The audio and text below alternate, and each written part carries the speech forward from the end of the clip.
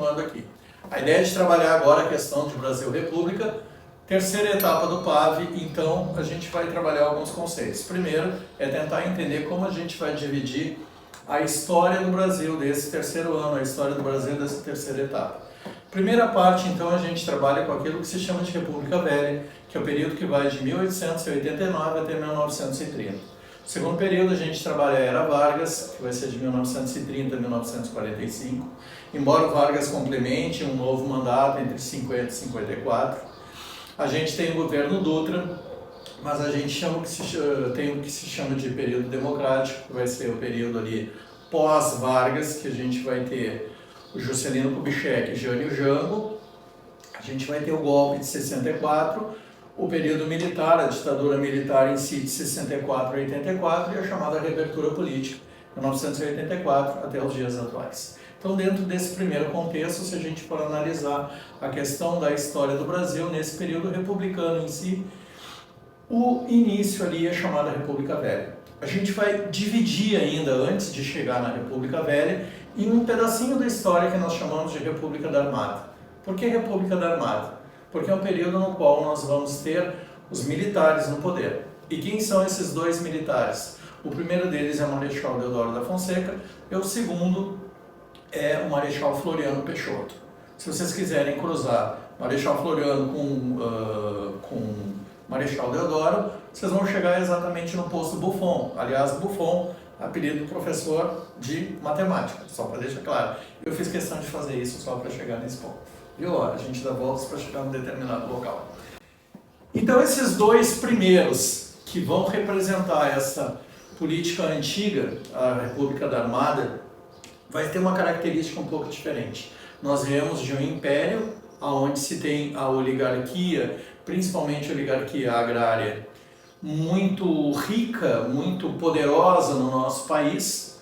A gente vai ter um rompimento com essa estrutura, que a gente vai tentar ter uma mudança no cenário, a transformação do Brasil em um país industrializado. E essa industrialização do país ela vai se dar por conta de um movimento chamado encilhamento. O que é o encilhamento?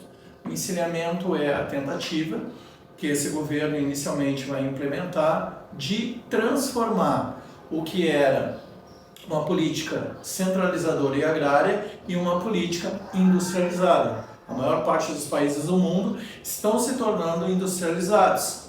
A gente teve pouco tempo antes a partilha de Ásia e a partilha da África. Então o que a gente precisa entender? O Brasil precisa seguir nessa nuance e avançar. Então a gente tem uma tentativa de um processo de industrialização no país. Por que ele não vai dar certo? Porque ele vai enfrentar uma série de barreiras. A principal dessas barreiras é a forte influência política que a gente vai ter desse setor civil, que é um setor civil agrário. Endividamento desses industriários, e isso vai acabar produzindo uma série de revoltas, uma série de conflitos. Lembra que os militares entraram para transformar a sociedade do que era um Brasil imperial para um Brasil republicano. Então, República da Armada, minha associação direta, militares no poder. Militares no poder, foi um regime ditatorial? Não, não foi um regime ditatorial. Tanto que a gente vai ter abertura após esses 4 anos para um processo civil. E esse sim é a marca do nosso Brasil republicano, chamada República Velha.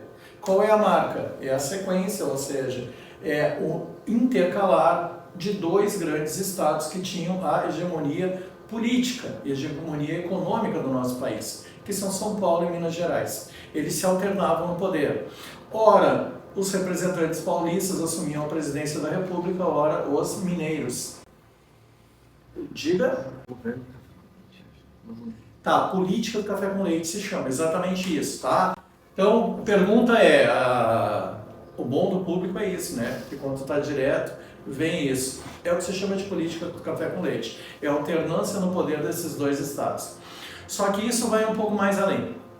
Porque eu tenho a capital federal do período da cidade do Rio de Janeiro. Então eu não tenho só São Paulo e Minas Gerais. Eu tenho um triângulo aqui, né? Uma associação entre Rio de Janeiro, São Paulo e Minas Gerais. São 3 estados extremamente fortes. E é onde praticamente toda a economia, toda a política, tudo se desenvolvia dentro do nosso país. Nesse cenário, então, a gente vai ter um contexto de práticas que são sequenciais na nossa história, como a questão do voto de cabresto. Os mesmos coronéis que elegiam seus filhos, elegiam os representantes, eles se faziam valer nas políticas locais.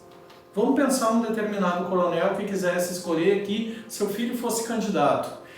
Naquela época, a cédula eleitoral ela tinha duas faces, a primeira face com o nome dos candidatos para votar, a segunda face com um único espaço para a pessoa escrever o próprio nome.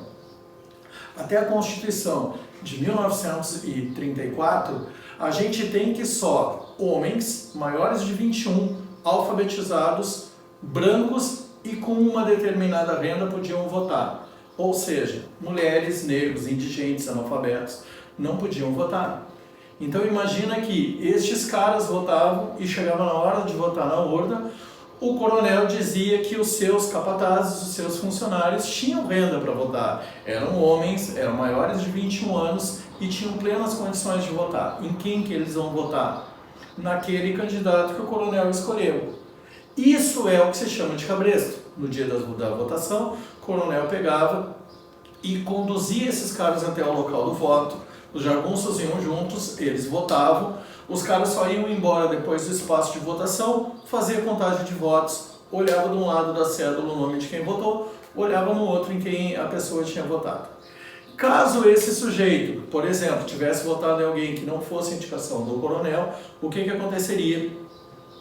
Ele seria executado na própria urna eleitoral e muitas vezes esse voto ele era desconsiderado porque era o voto de uma pessoa que já estava morta. Só para vocês entenderem a influência que esses coronéis tinham em relação a isso.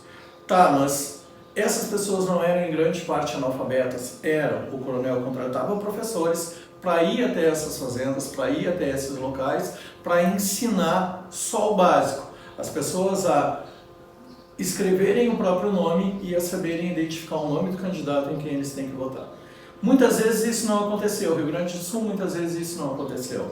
O candidato do coronel ganhar, quem é que ganha as eleições? O coronel pega as urnas, leva e acaba dizendo que quem ganhou essas eleições foi o candidato que ele escolheu. Então, a força do coronel é muito grande.